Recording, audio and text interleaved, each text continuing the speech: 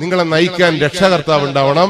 നിങ്ങൾ നല്ല രീതിയിൽ മുന്നോട്ടേക്ക് പോകാൻ അധ്യാപകരുടെ സഹായവും വേണം. നാട്ടുകാർ നിങ്ങളെ സപ്പോർട്ട് ചെയ്യണം. നിങ്ങൾ എല്ലാവരും കൂടി ഉണ്ടെങ്കിൽ മാത്രമേ നിങ്ങൾക്ക് ജീവിതം മുന്നോട്ട് കൊണ്ടുപോകാൻ പറ്റൂ. എത്ര പൈസ ഉണ്ടെങ്കിലും നിങ്ങൾക്ക് മുന്നോട്ട് പോകാൻ പറ്റില്ല. അങ്ങനെ തോന്നുന്നുണ്ടോ? അങ്ങനെ നിങ്ങൾക്ക് തോന്നുന്നുണ്ടെങ്കിൽ ഞാൻ ഒറ്റൊരു ഉദാഹരണം പറഞ്ഞുതരാം. ഇവിടെ ഒരു സിനിമ നടനില്ലേ, ലംബോർഗിനിന്റെ മുതലാളി, എന്താ പേര്? പൃഥ്വിരാജ്.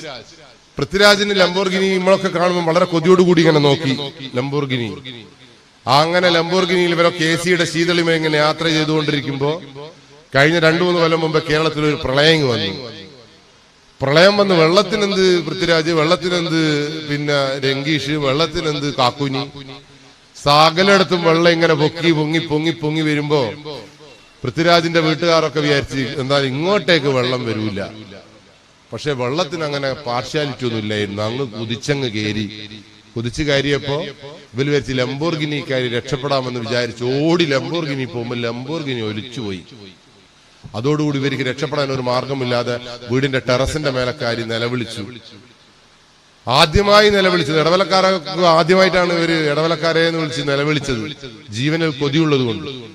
അങ്ങനെ ഇടവലക്കാർ ഇതുവരെ ഇവര് തിരിഞ്ഞു നോക്കിയില്ല എന്നുള്ളൊരു ഒന്നും നോക്കാതെ അടുത്തുള്ള ബഷീർക്കിയും കുഞ്ഞമ്മദ്ക്കിയും നാരായണേട്ടനും സുധീറും ഒക്കെ ഓടി ഓടി ഇവരുടെ വീട്ടിലേക്ക് വന്നു. വെള്ളത്തിലൂടെ ഓടി വന്നു. എന്നിട്ട് പൃഥ്വിരാജിന്റെ അമ്മയെ രക്ഷപ്പെടുത്തിയത് ലംബോർഗിനിയേക്കാൾ മൂല്യമുള്ളൊരു വണ്ടിയിലായിരുന്നു. ഏതാ വണ്ടി എന്നറിയോ നിങ്ങൾക്ക്? നല്ലൊരു ബിരിയാണി ചെമ്പിലാണ് ഈ അമ്മേനെ കാറ്റ് കൊണ്ടുപോയിട്ട് ഈ നാട്ടുകാർ കൊണ്ടുപോയി രക്ഷിച്ചത്. അതുകൊണ്ട് നിങ്ങൾ എന്ത് ലംബോർഗിനി ഉണ്ടായാലും എത്ര കോടി കണക്കിന് രൂപയുള്ള വീടുണ്ടായാലും പരസ്പര സഹകരണമില്ലാതെ നിങ്ങൾക്ക് മുന്നോട്ട് പോകാൻ കഴിയില്ല.